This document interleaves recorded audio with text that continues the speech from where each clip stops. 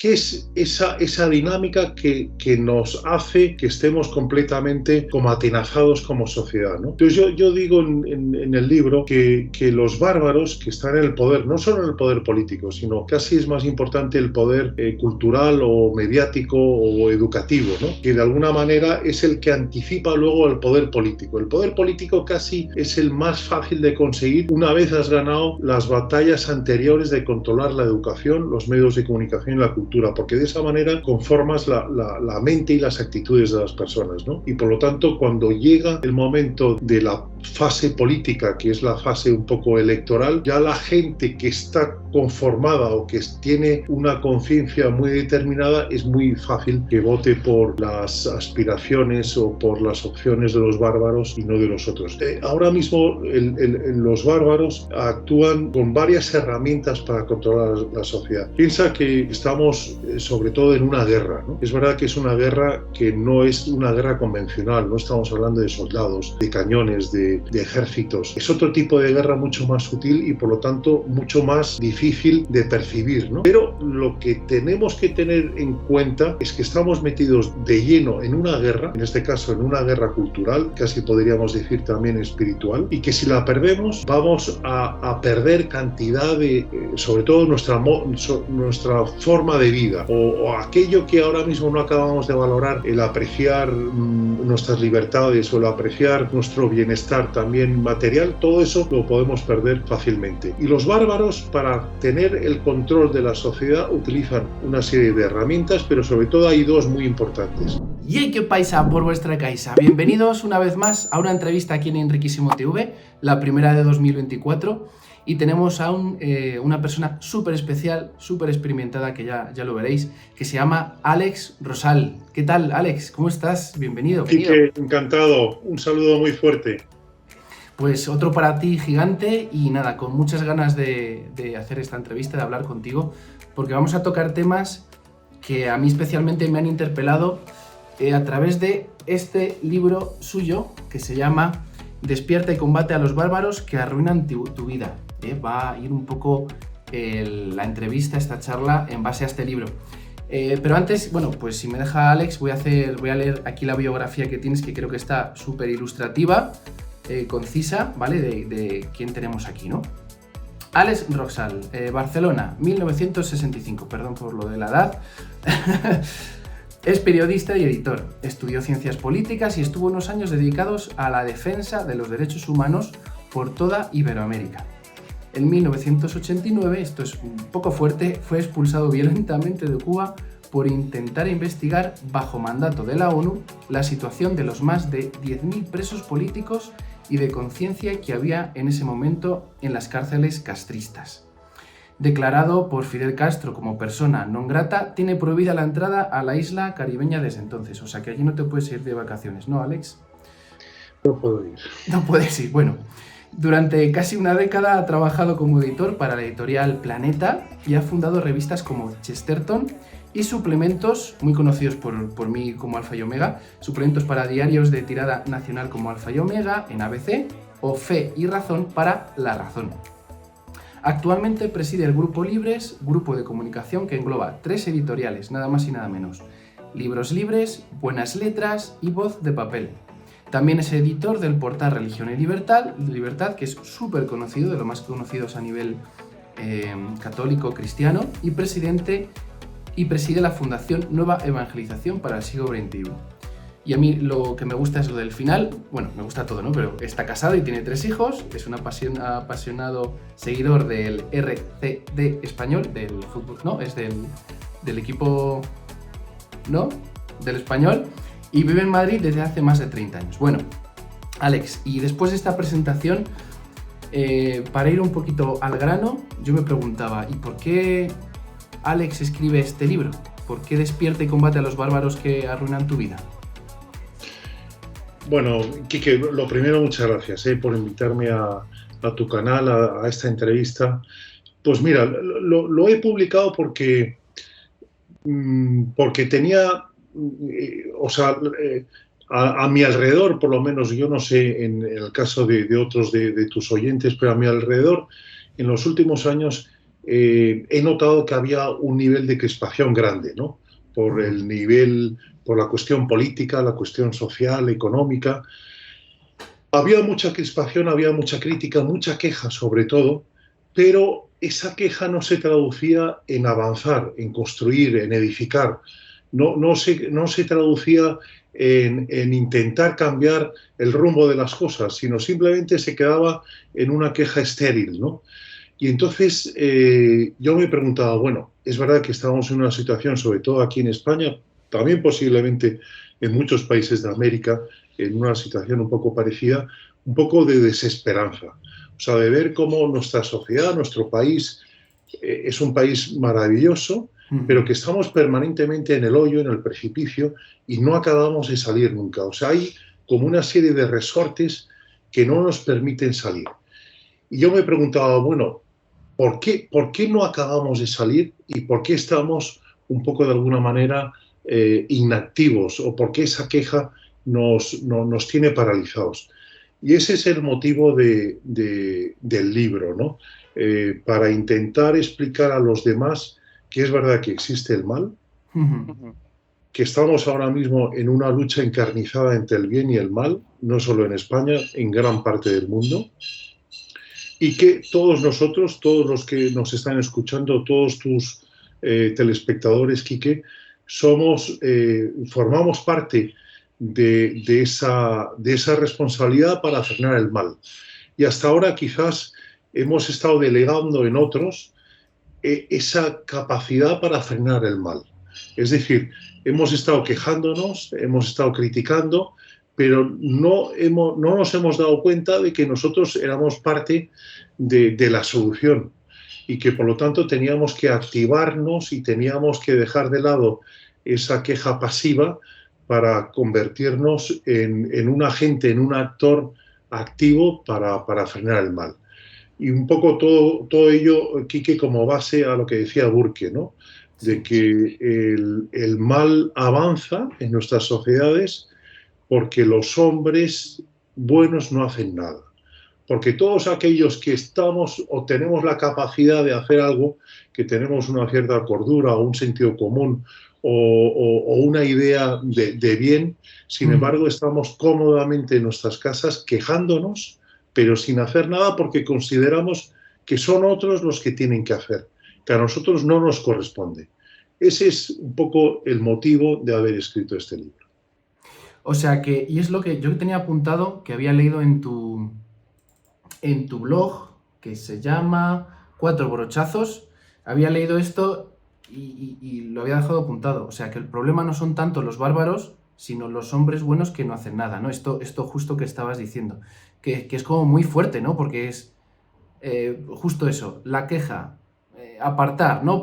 Los demás son los que tienen que hacer, los políticos son los que tienen que hacer, la iglesia es la que tiene que hacer, y ¿yo qué hago, no? ¿Cómo me implico? Entonces, bueno, pues eso ya lo has explicado un poquito, me parece que es uno de los puntos clave de todo lo que dices y del libro. Sí, porque es que es verdad que eso es algo muy, muy general y es lo que nos está pasando, bueno, por lo menos en nuestra generación, posiblemente también, Quique, en la tuya, pero es algo que es llamativo. O sea, yo llamo los bárbaros, son los agentes de la extensión de este mal, ¿no? Y ellos hacen su labor y tienen su hoja de ruta bien clara, pero el problema no es tanto en los bárbaros. Es verdad que tenemos que saber y conocer perfectamente cuál es esa telaraña diabólica que están abrazando nuestras sociedades, nuestros pueblos, y que eso hace que el mal avance más rápidamente. Pero sobre todo, el problema no es tanto del mal o de los bárbaros que empujan ese mal, sino de todos aquellos que tendríamos la capacidad y la responsabilidad de frenarlo y por nuestra comodidad, por lo que sea, delegar esa responsabilidad en otros, por esas microcobardías, ¿no? De alguna manera que todos activamos todos los días. Sin embargo, permitimos que los bárbaros sigan con esa agenda política y el mal avance, y avanzando el mal, esa crítica y esa queja aumenta, pero seguimos sin hacer nada. Yo por eso que en la segunda parte del libro explico un poco o doy algunos tips, algunas ideas de cómo todos nosotros, aunque nos consideremos poca cosa o nos consideremos con poca influencia o con poca capacidad de acción, podemos hacer muchas cosas para crear un verdadero movimiento, una revolución que logre frenar ese mal.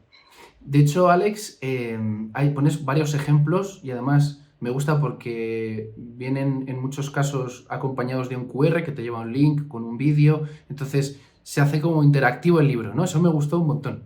Y había visto hace unos días algunos que no había escaneado y ya prácticamente, bueno, he podido ver casi todos. Y hay uno de los casos, lo que dices, de que pensamos que no podemos hacer mucho, que no tenemos mucha influencia, que no somos famosos, que no, bueno, lo que sea, ¿no? Pero pones un caso de una ama de casa, creo que es en Estados Unidos, creo, que hace frente al movimiento feminista radical. Y no sé si puedes contar un poquito este caso, pero bueno, el caso es que esta ama de casa consiguió pues plantarle cara y muy bien plantada, ¿no? Y creo que incluso fue a juicio, incluso ganó, ¿no? Pero es un poco por dar ejemplos de que efectivamente no por eso tenemos que dejar de hacer. Nos puede dar miedo, ¿no? Nos puede dar como respeto, pero yo creo que es muy importante y creo que lo que haces, Alex, al final o sea, la mitad del libro, de dar esas pautas o qué podemos hacer, pues nos va a ayudar, ¿no? Porque yo pienso, tenía aquí también apuntado, ¿cuál es esa telaraña diabólica? Pero yo no sé si es tanto conocer la telaraña diabólica, no sé si estás de acuerdo, Alex, como esas pautas que das tú como para conocerse a uno mismo, para poder pues combatir, ¿no?, a estos bárbaros. Sí, no, tienes toda la razón. Quizás a lo mejor, Quique, si quieres puedo contar un poco, antes que nada, para que tu audiencia se sitúe, ¿qué es la telaraña diabólica? Eso es, justo. ¿Qué es esa dinámica que nos hace que estemos completamente como atenazados como sociedad, ¿no? Entonces yo digo en el libro que los bárbaros que están en el poder, no solo en el poder político, sino casi es más importante el poder cultural o mediático o educativo, ¿no?, que de alguna manera es el que anticipa luego al poder político. El poder político casi es el más fácil de conseguir una vez has ganado las batallas anteriores de controlar la educación, los medios de comunicación y la cultura, porque de esa manera conformas la mente y las actitudes de las personas, ¿no? Y por lo tanto, cuando llega el momento de la fase política, que es la fase un poco electoral, ya la gente que está conformada o que tiene una conciencia muy determinada, es muy fácil que vote por las aspiraciones o por las opciones de los bárbaros y no de los otros. Entonces, sobre todo, ahora mismo los bárbaros actúan con varias herramientas para controlar la sociedad. Piensa que yo estoy comentando que estamos sobre todo en una guerra, ¿no? Es verdad que es una guerra que no es una guerra convencional, no estamos hablando de soldados, de cañones, de ejércitos. Es otro tipo de guerra mucho más sutil y por lo tanto mucho más difícil de percibir, ¿no? Pero lo que tenemos que tener en cuenta es que estamos metidos de lleno en una guerra, en este caso en una guerra cultural y casi podríamos decir también espiritual, y que si la perdemos vamos a perder cantidad sobre todo nuestra forma de vida o aquello que ahora mismo no acabamos de valorar, que es el apreciar nuestras libertades o el apreciar nuestro bienestar también material. Todo eso lo podemos perder fácilmente. Y los bárbaros, para tener el control de la sociedad, utilizan una serie de herramientas, pero sobre todo hay dos muy importantes. Sí. Una es la dictadura de la atención, que es como al poder de los bárbaros les interesa que estemos permanentemente distraídos. Es decir, si estamos distraídos con las aplicaciones, con los móviles, con las redes sociales, con la televisión, no tenemos horas en el día para rebelarnos. Si te fijas, Quique, si contamos las 8 horas que tenemos para dormir, 8 horas para trabajar, 4 horas para desayunar, comer y cenar y tiempo para el transporte y a lo mejor algo para propiamente para hacer deporte o para algún hobby, solo nos quedan 4 horas realmente para estar con nuestra familia o para hacer algún tipo de actividad adecuada. Bueno, pues en estas 4 horas generalmente las solemos dedicar a ver memes, a ver la televisión o a estar con los juegos de las aplicaciones. Con lo cual, al poder eso le parece magnífico, porque hace que nosotros, estando distraídos, es muy difícil que nos podamos rebelar ante esas políticas del poder. Esa vendría a ser la primera e importantísima telaraña, por así decirlo, o herramienta que utilizan los bárbaros para conformar la telaraña. Y la segunda es la creación de estados de pánico, la creación de estados de miedo permanente, ¿no? Es como cuando el pastor grita a las ovejas que viene el lobo y las ovejas rápidamente se ponen nerviosas y reclaman al pastor que les lleve al establo para que estén seguras y a salvo del peligro que significa el lobo. Bueno, pues el poder de los bárbaros también hace un poco lo mismo con nosotros. Si te fijas, cada X tiempo hay una serie de proclamas, de profecías que nos meten miedo, que nos dicen que ojo, que va a venir una catástrofe inmediatamente. Y eso provoca que creamos una relación con el poder no contractual, pero sí natural, en la que a cambio de esa protección ante un futuro de calamidades, vamos cediendo nuestra soberanía personal. Si a eso le unimos que somos incapaces, los que estamos en el bando, podríamos decir, de los guardianes, que son los que se contraponen con los bárbaros, somos capaces de rebelarnos y de salir a la cancha de fútbol a jugar el partido contra ellos, entonces el poder de los bárbaros cada vez se acrecienta más.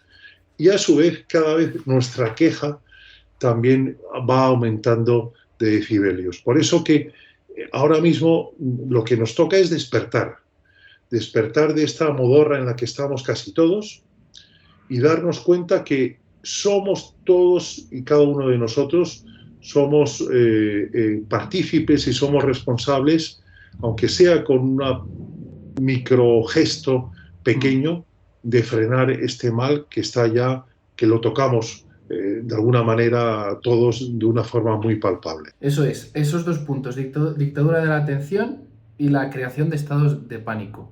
Yo creo que se ven muchísimo, o sea, yo siento que es súper cierto, ¿no? Esto que estás contando. Por ejemplo, me ha gustado mucho lo de las 42 falsas profecías, de que se decía hace unos años de lo que iba a suceder. De hecho, uno de los vídeos que compartías aquí con el QR, decían que lo comparaban con una tormenta, no sé si del 77 en Nueva York, que duró varias semanas, una tormenta de nieve, no sé qué, y ya estaban como vaticinando que en las siguientes generaciones podían vivir esto durante muchísimo tiempo. Bueno, una cosa, pues eso, apocalíptica, ¿no? Entonces tú pones, pues eso, pues 42 puntos, habrán brunas terribles, el tema del oro, del petróleo, el aluminio, eso, el cambio climático, las especies que desaparecen, no sé cuántas especies desaparecen, o sea, un montón de cosas aquí, ¿no? Que está fenomenal, porque además pues son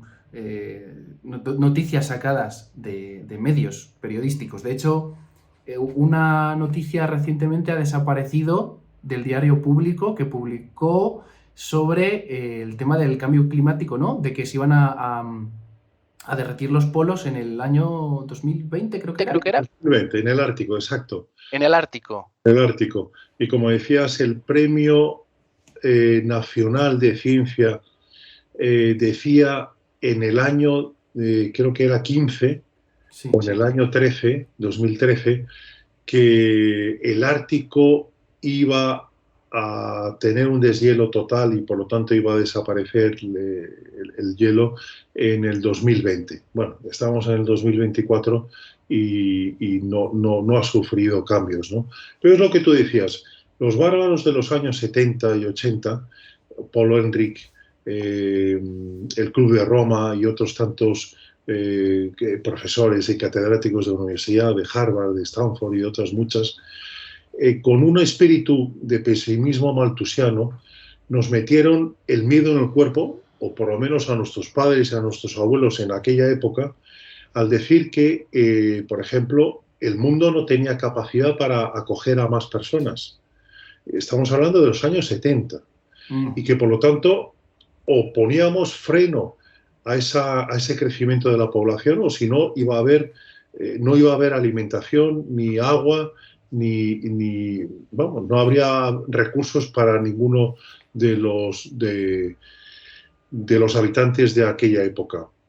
Eso se produjo de una forma masiva, lo cual provocó un miedo tremendo y tuvo como consecuencias que tanto el Banco Mundial como el Fondo Monetario Internacional y muchos gobiernos aplicaran políticas de reducción de población, es decir, de esterilizaciones masivas de las poblaciones de los países en vías de desarrollo, aplicar de forma masiva políticas de reproducción asistida, que viene a ser aborto, etcétera, etcétera, etcétera. Con lo cual, lo que generó es que la gente creyó que esas profecías se iban a cumplir y que, por lo tanto, ellos, o gran parte de la población, no iban a tener capacidad para sobrevivir. Bueno, con la distancia del tiempo hemos visto que esas profecías no se han cumplido y han sido completamente falsas, ¿no? Ha sido una falsa alarma, ha sido unas proclamas completamente fake news, ¿no? Y ahora podemos valorar que esos anuncios alarmistas pues fallaron, erraron completamente en el tiro.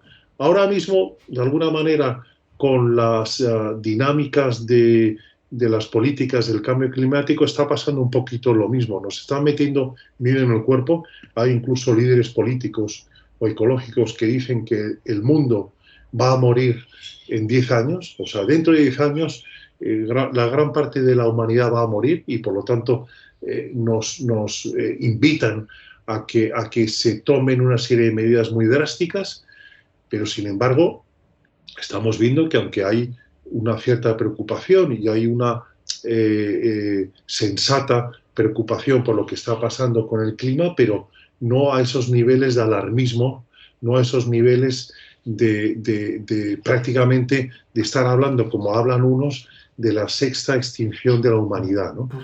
Es decir, para que la gente esté tranquila, a pesar de que las encuestas dicen que un 40% de los niños de los países del occidente pues tienen miedo por lo que está pasando por el cambio climático o las consecuencias que esos cambios en el clima puede haber. Sin embargo, hay que tranquilizar a la población en el sentido de que esos alarmismos ya estamos viendo en los últimos años que no se están cumpliendo las consecuencias catastróficas que nos anunciaban y que afortunadamente esas nuevas profecías pues yo estoy convencido que no se van a cumplir.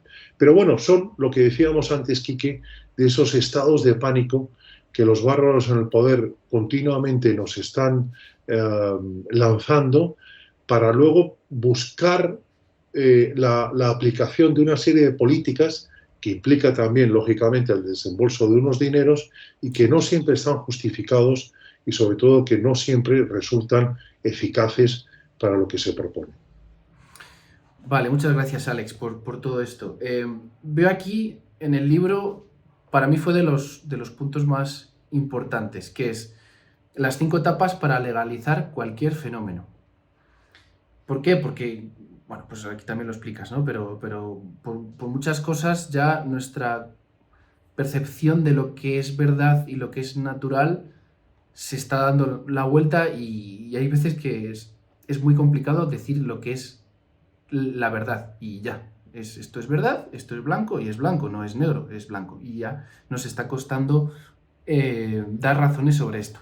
Estas 5 etapas para legalizar cualquier fenómeno, lo digo porque pueden llevar a, en el siguiente punto, o sea, tú aquí enumeras las 5 etapas y luego en el capítulo 66 hablas de la pedofilia y su legalización, la nueva ventana de Overton. Entonces, uno ve este titular y dices, a ver, ¿cómo van a legalizar la pedofilia? O sea, no puede ser, no puede ser. Bueno, pues luego vas leyendo todos los casos que hay y yo aluciné en colores porque es cuestión de tiempo si no hacemos nada. Entonces, los puntos o las 5 etapas son que va de lo impensable a lo radical, de lo radical a lo aceptable, ¿vale? Poquito a poco se va metiendo de lo aceptable a lo sensato, de lo sensato a lo popular y de lo popular a lo político. ¿Cómo es esto? ¿Cómo nos han conseguido colar o nos consiguen colar este tipo de cosas tan inhumanas? Pues fíjate, Quique, tienes toda la razón, porque mira, si nos damos cuenta, nuestros abuelos posiblemente hubieran también pensado, igual que tú y que yo y que tu audiencia, que en su época aprobar el aborto o la eutanasia o la ley trans con el cambio de sexo, eso iba a ser algo completamente aberrante y que no iba a ser posible, ¿no? Bajo ningún concepto. Pero es verdad que con estas ingenierías sociales y políticas que tienen los bárbaros, poco a poco, si se va conformando la mentalidad de la opinión pública y poco a poco se va metiendo en la mente de la gente estas cuestiones, pues lo que parecía imposible o lo que parecía impensable se va convirtiendo, como tú decías, en aceptable, ¿no? Fíjate el caso reciente que hemos tenido en España con la ley trans, ¿no? Bueno, parecía un poco impensable que se pudiera aprobar una ley en donde no ya los adultos tuvieran la capacidad legal de cambiarse de sexo, sino que los niños de 8, 9, 10, 12 años tuvieran el derecho de cambiarse y que si los padres de esos niños se opusieran, se les quitaría la custodia de los mismos. Bueno, pues esa ley se ha aprobado en España. Con gran sorpresa, porque la verdad, mira, uno de los, podríamos decir, bárbaros que estuvieron detrás de la ley me decía que lo que más les ha sorprendido es que ellos pensaban que iba a haber un debate encarnizado en la opinión pública a nivel social, a nivel mediático, a nivel político, sobre esta ley que claramente es una ley muy controvertida y que ya en Suecia, que ha sido la pionera, Dinamarca, Inglaterra y otros muchos países que nos llevan 20 o 30 años de adelanto, han visto que científicamente es algo aberrante y han quitado la posibilidad de que los menores puedan cambiarse de sexo de forma legal, porque también se han dado cuenta que los menores, lógicamente, en esa etapa de la adolescencia, pues no tienen una madurez sobre su identidad, sobre su sexualidad, y eso es algo que es constatable, ya no solo desde el punto de vista científico, sino también desde un punto de vista de sentido común que todos hemos constatado en nuestras propias vidas y en las vidas de nuestros hijos o de nuestros amigos. Bueno, pues al ver esos científicos que había una gran mayoría de niños que ante esa confusión pedían el cambio de sexo y luego con los años, cuando ya iban madurando poco a poco, se daban cuenta del error y volvían atrás, y cómo esas personas que pedían la retractación de alguna manera de esas operaciones quirúrgicas eran cada vez mayor, pues entonces ya al final los legisladores de esos países se dieron cuenta que es que no se podía dar cancha a estas dinámicas. Bueno, pues lo que te decía, uno de estos bárbaros que estaban detrás de la ley trans me decía, mira, nos ha sorprendido la facilidad con la que hemos aprobado esta ley en España. Con facilidad. Por lo tanto, lo que nos anima es a seguir con la siguiente campaña que tenemos ya en marcha, que es la legalización de la pedofilia. ¿Qué pasa? Ahora mismo es posible que hay una gran parte de la población en España, pero también en América, que se muestra completamente contraria. Pero si la ventana de Overton empieza a actuar, y ahora la manera de actuar es muy fácil, es con series de televisión, en Netflix, Hollywood, testimonios de adolescentes que dicen que por qué no puedo tener yo una relación de amor con un adulto, aunque sea muy adulto, etcétera, Totalmente. etcétera. Entonces, si empezamos en la dinámica de ver en nuestras redes sociales y en nuestras televisiones y móviles esos testimonios unidos a las películas, empezaremos a considerar que no es tan malo si hay tanta gente que entra en la dinámica. Piensa una cosa, Quique, en España ha habido un boom en los últimos 5 o 6 años de niños que han solicitado el cambio de sexo. Y la gente podrá preguntarse, ¿por qué justamente hace ahora 5 o 6 años se ha producido esa dinámica y no antes? Y eso se debe a que hemos descubierto que en TikTok, que es la red social donde los jóvenes, niños y jóvenes más la consumen, en los últimos años ha habido más de, creo que son 30 millones de impactos a favor del cambio de sexo. Y me parecen pocos. Y me parecen pocos. Sí. Digo 25 y a lo mejor me equivoco y son muchos más. Pero fijaos, si un niño, su fuente principal de información es TikTok y continuamente está viendo vídeos a favor del cambio de sexo, es muy normal que diga, anda, pues yo a lo mejor me tengo que plantear si tengo un problema de identidad. Porque es que hay un bombardeo total. Bueno, pues esto en cuanto al tema de la ley trans. Pero ahora ya empieza poco a poco de forma tímida con la ventana de Overton a favor de la aceptación de la pedofilia. Y ya Hollywood ya está produciendo algún tipo de películas. En Netflix, en Telecinco sobre todo, también ha habido recientemente, hace unos meses, una serie que el protagonista era un adolescente que tenía una relación amorosa con una mujer madura. Bueno, ya poco a poco nos lo están metiendo. Poquito a poco. Entonces, por eso eso depende de todos nosotros de pararlo. Por eso que tenemos que despertar.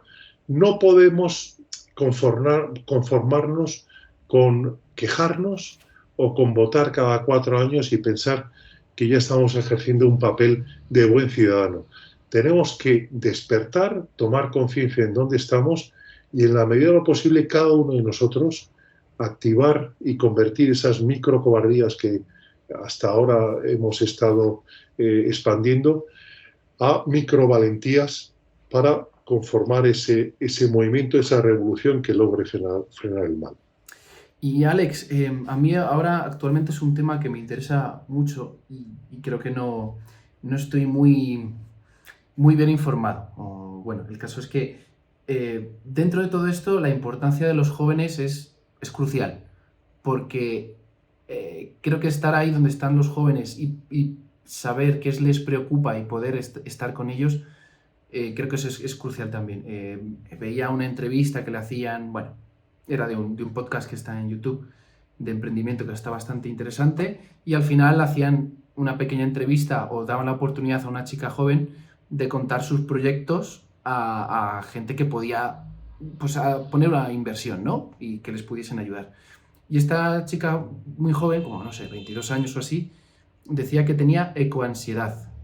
Entonces yo me quedé blanco, porque dije, ¿qué es esto de ecoansiedad? Me pareció hasta ridículo, pero hombre, si lo dice, será porque lo tiene, lo ha sufrido. ¿Qué sucede? Que cómo, o sea, ¿qué demandan los jóvenes hoy en día para que podamos estar con ellos y preocuparnos de lo que se preocupan y no de lo que pensamos de lo que se preocupan, lo que nos interesa? ¿Cómo crees tú que todo esto de las catástrofes, de lo que nos venden, afecta a los jóvenes y cómo podemos estar ahí con ellos? Porque el tema de la ley trans y todo eso es también crucial, ¿no? Claro, pero por eso es que es tan importante, Quique, Mm. la labor que haces en tu canal, ¿no? Y de otros tantos jóvenes, ¿no? Que tenéis un canal de alguna manera para iluminar, ¿no? A otros muchos jóvenes, pues sobre la vida, sobre el sentido de la propia vida, sobre lo que nos está pasando, ¿no? Entonces Mm. eso es crucial.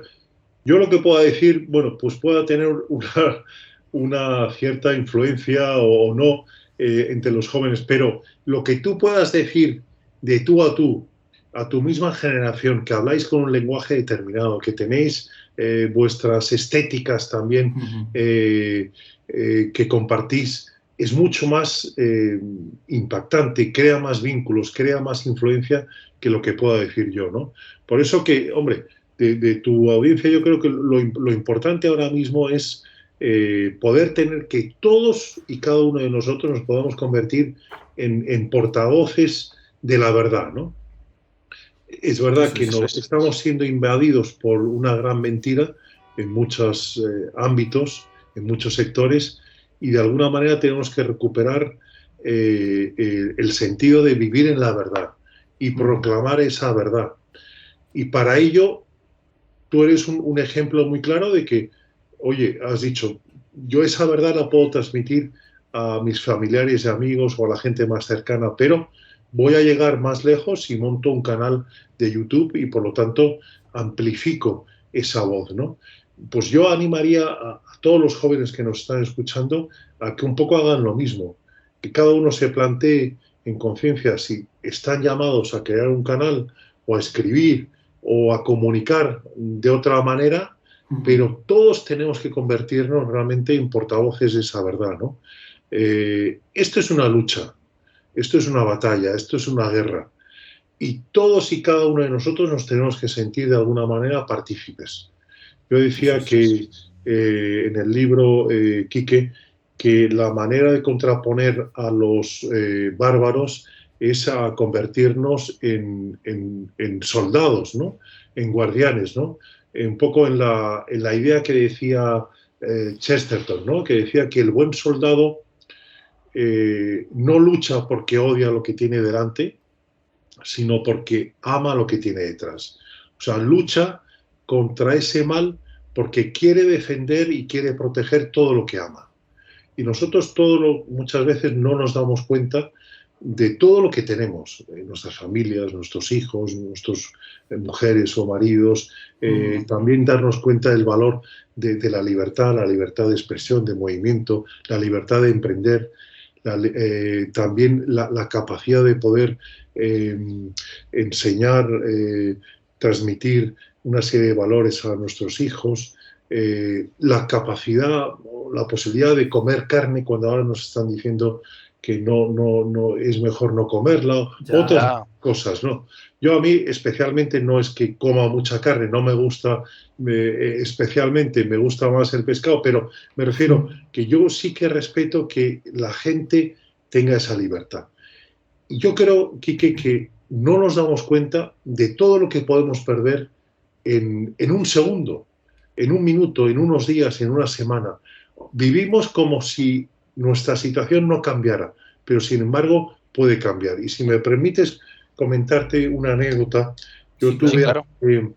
hace unos años un colaborador venezolano que se llamaba José Manuel Dopazo, que desgraciadamente murió hace año y medio, que él era un verdadero, un periodista estrella en la televisión privada de Venezuela. Para entendernos, vendría a ser como el Matías Prats de la Mm. televisión venezolana. Y él me decía, hace 10 años en Venezuela decíamos en el grupo de amigos que esto no puede pasar. O sea, lo que ha pasado en Cuba o lo que ha pasado en otros países, aquí en Venezuela no puede pasar porque somos un país rico, somos un país con una sociedad fuerte, etcétera, etcétera. Y él que se tuvo que venir de Venezuela completamente huyendo de esa dictadura y de esa situación de economía fallida, me decía, aquí en España ustedes están repitiendo lo mismo que nosotros repetíamos hace 10 años en Venezuela. Aquí esto que ha pasado en Venezuela, en Cuba, en otros países, no puede pasar porque tenemos la protección de la Unión Europea o de no sé cuántas otras cosas. Y sin embargo, eso puede pasar en España, en México, en otros muchos países. Por eso que yo lo que les pido es que valoremos lo que tengamos. Y valorando lo que tenemos, nos puede dar razones justamente para ir a la lucha, para ir a lo que decía Chesterton de ese buen soldado, ¿no? Que lucha no porque odia lo que tiene delante, sino porque quiere amar y proteger todo lo que tiene detrás. Eso es, porque sí que es cierto que de primeras implicarse, comprometerse, yo creo que todo el compromiso da respeto, ¿no? Da miedo o sea, que tienes que dejar de hacer algunas cosas o cambiar tus hábitos, incluso cambiar tu círculo de amigos, y entonces uno piensa, vale, ¿cómo actuamos? Pues lo que has dicho, ¿no? De saber lo que tenemos para decir, ostras, que es que puedo perderlo, que es real, que es un peligro real, ¿no? No es una imaginación no, es que se ha dado, se está dando, y en muchos ámbitos, como el tema de la ley trans, a mí me parece que es un sufrimiento, o sea, si ya es un sufrimiento de por sí, que un niño, que una niña le cueste saber identificarse con lo que es, que hay que ser pacientes y esperar, porque eso con un alto porcentaje de niños se les pasa con la adolescencia y dicen, pues ya está, ha sido algo que tenía que ser paciente, ¿no? Y ser acompañado. Si eso ya es doloroso, encima fomentamos pues eso, que se hormonen y todo esto, ¿no? Entonces uno ve que están entrando cosas sin que nosotros hagamos nada. Y efectivamente eso es una pena, porque lo estamos viendo y no hacemos nada. Vale, pues vamos a ver eso otro que has dicho, ¿no? Que me parece que es fenomenal, porque es una forma para empezar a moverse. Yo también pensaba al principio, por lo que decías de la política, lo que decías de la cultura, ¿no? Que un poco la política bebe de esa cultura. Entonces, ¿cómo nosotros, los cristianos, ya siendo un poquito más concretos, cómo podemos meternos de buena forma en la cultura, en la política, para hacer cambio a través de esos ámbitos? Quique, eso, o sea, yo creo que todos los que hayan despertado y se tomen en serio el ser esos agentes o esos actores del cambio, ¿no? De esa nueva revolución que tiene que venir para frenar todo lo que nos está pasando, todo lo malo que nos está pasando. Yo creo que tendríamos que preguntarnos o ponernos delante del Espíritu Santo y pedirle una iluminación, ¿no? O sea, Espíritu Santo, ¿qué es lo que tú esperas de mí en esta vida? O sea, ¿qué misión tengo especial para ayudar a mis hermanos, para ayudar a mi comunidad, para ayudar a mi país? ¿Qué es lo que tengo que hacer? Y cada uno tiene una vocación muy distinta y muy diferente. Cada uno Totalmente. tiene una vocación única, ¿no? Y lo más difícil es justamente descubrir cuál es esa vocación que está marcada a fuego en nuestro corazón, ¿no?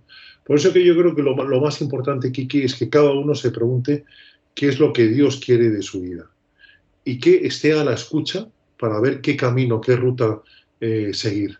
Y a partir de ahí, una vez que se descubra y cuál es ese camino, el poderlo seguir sabiendo que somos limitados y frágiles y que necesitamos permanentemente la acción de la gracia, ¿no? Para que podamos seguir en nuestro camino, ¿no?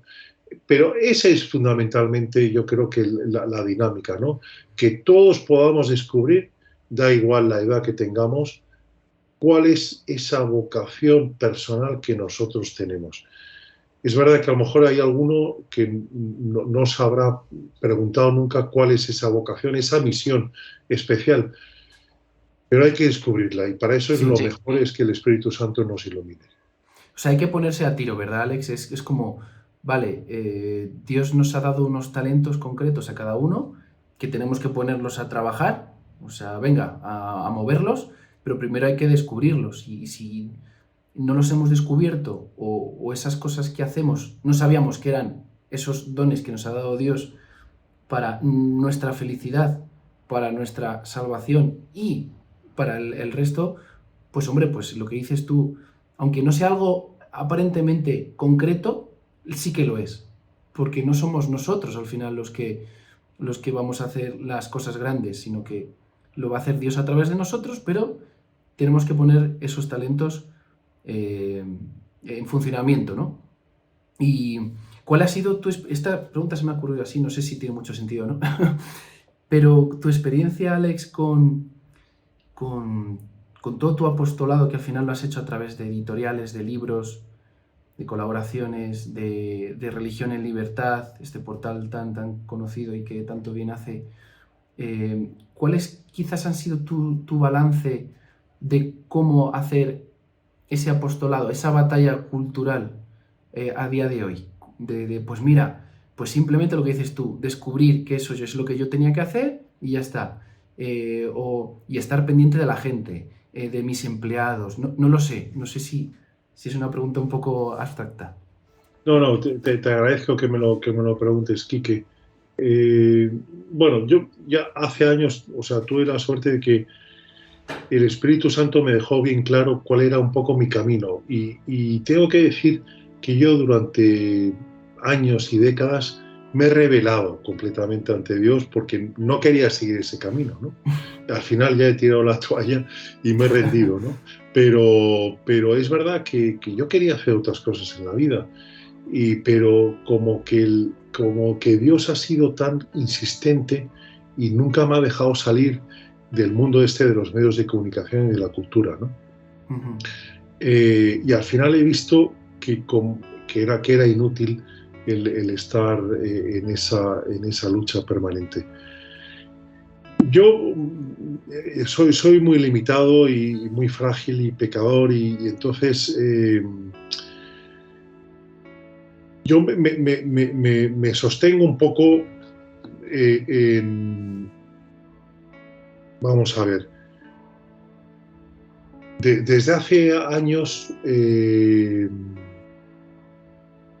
yo le dije a Dios, mira, yo Ujú. solo no puedo llevar estas empresas o estos proyectos y a partir de una experiencia que tuve justamente de confianza en Dios, tuve una historia en donde Dios se manifestó muy claramente y ahí yo lo llamo el bautismo en la confianza. Es verdad que hay eclesialmente o Sí, religiosamente solo hay un bautismo, o bueno, o dos, el bautismo de agua y el bautismo del Espíritu, ¿no? El bautismo de agua es cuando nos bautizan y el bautismo del Espíritu es quizás cuando entra el Espíritu Santo en nuestra vida, ¿no?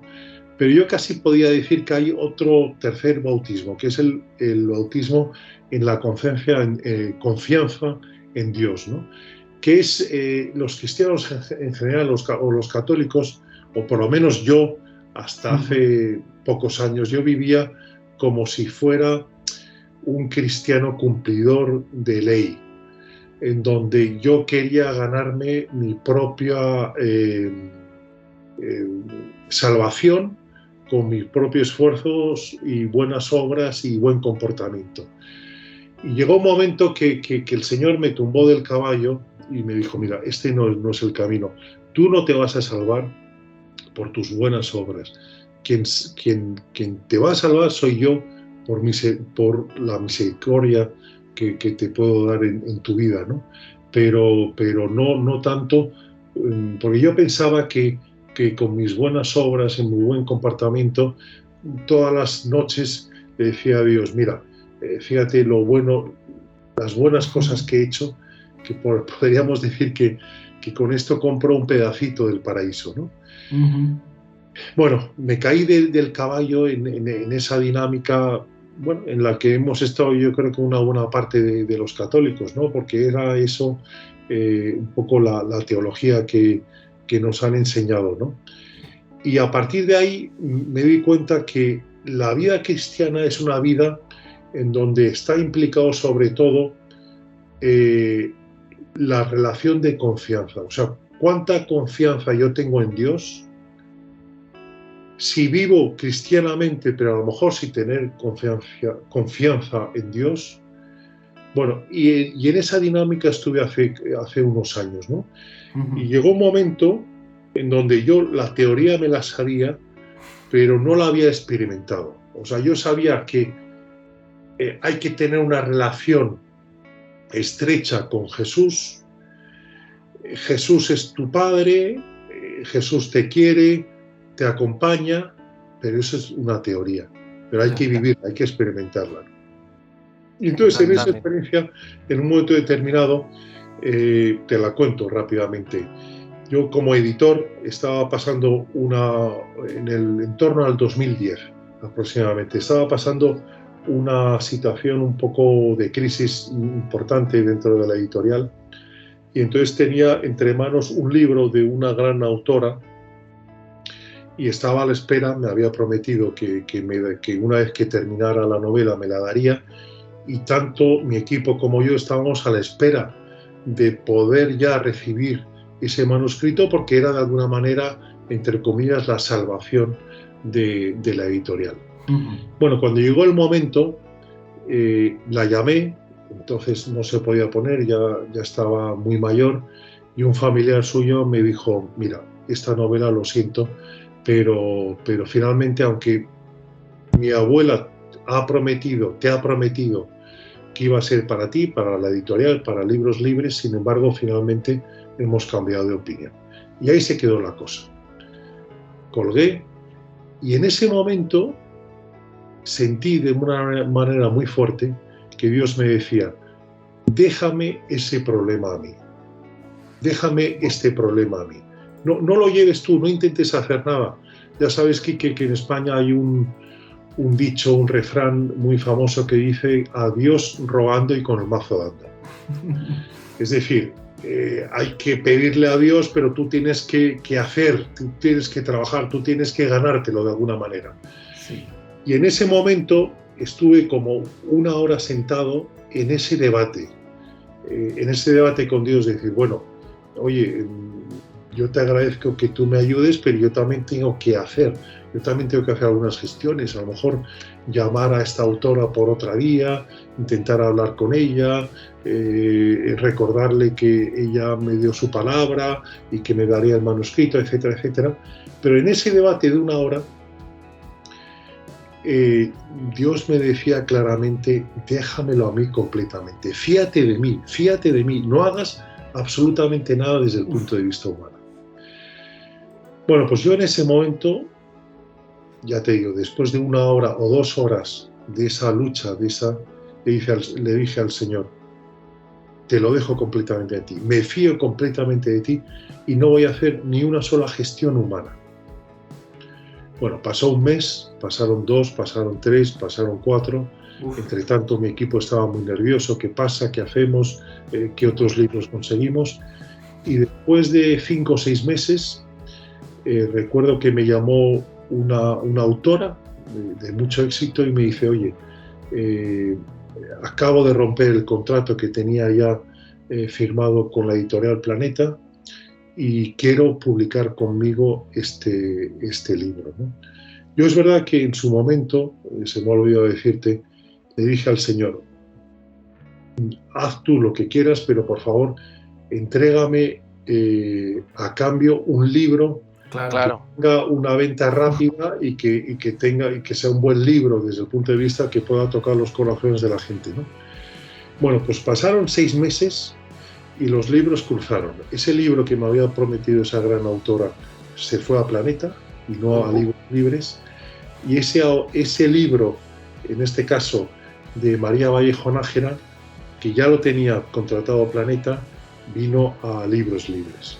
Wow. Pues las cosas, ese gran libro de María Vallejo Nájera, que se llamaba Cielo e Infierno, Verdades de Dios, fue un éxito inmediato desde el primer momento que se puso a la venta. Y la verdad es que eso fue un gesto, fue una historia, una experiencia en la que Dios me habló para decirme: puedes confiar en mí, puedes confiar en mí. Y a partir de ahí es cuando a Dios le nombré el consejero delegado de la empresa, del grupo. Y dije, bueno, yo voy a venir a trabajar todos los días y voy a estar aquí, lógicamente, las 8 o 10 horas o lo que haga falta, pero tú vas a ser el director general, el consejero delegado, que vas a traer libros. Bueno, no es el motivo de esta entrevista, pero sí que a partir de ese momento casi te podía decir que los libros venían solos, no tenía que los... Bueno, increíble. Oye, pues Alex, muchísimas gracias por contar este testimonio tuyo, que es al final lo que estabas recomendando, diciendo, ¿no? Que cómo actuamos. Pues tú dijiste, bautismo de confianza, que no es fácil, porque es morir a uno mismo, y morir a uno mismo duele, cuesta, no te lo explicas, no lo puedes razonar, no es, pero ya, pues a mí me ha pasado también algunas veces de que Dios, o sea, yo he dicho que sí a Dios porque me he cansado de decirle que no. Entonces, como me he cansado, le digo, venga, ahora sí, ¿no?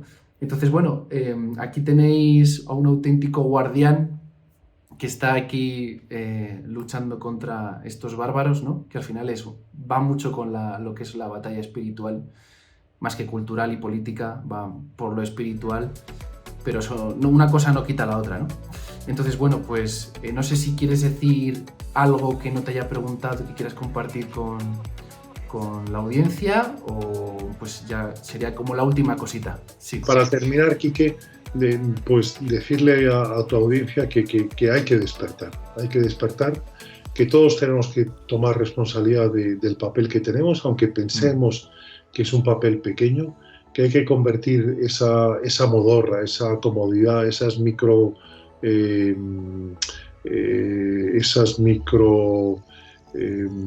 cobardías en micro valentías, y que todos tenemos que tomar conciencia de que algo hay que hacer para parar el mal que se extiende de una forma tan rápida entre nuestros pueblos y sociedades, ¿no? Y que por lo tanto todos tenemos que dar un paso adelante.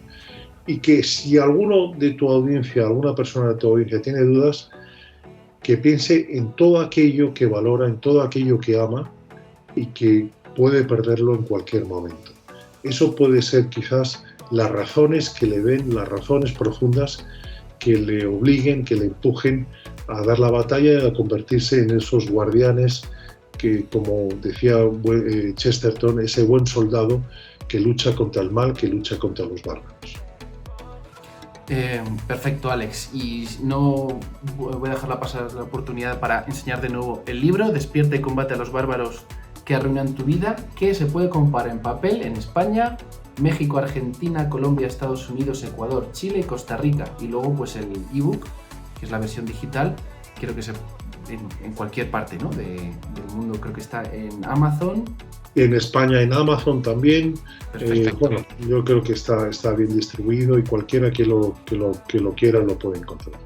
Perfecto, Alex. Pues nada, de nuevo muchas gracias por este rato, por tu generosidad, por esa batalla que estás haciendo ahí siendo ejemplo para nosotros. Y nada, pues a todos los que estáis ahí, habéis disfrutado de este rato, muchas gracias y nada, nos vemos en otra ocasión. Muchas gracias, Alex. Gracias, Quique. Hasta luego, chao.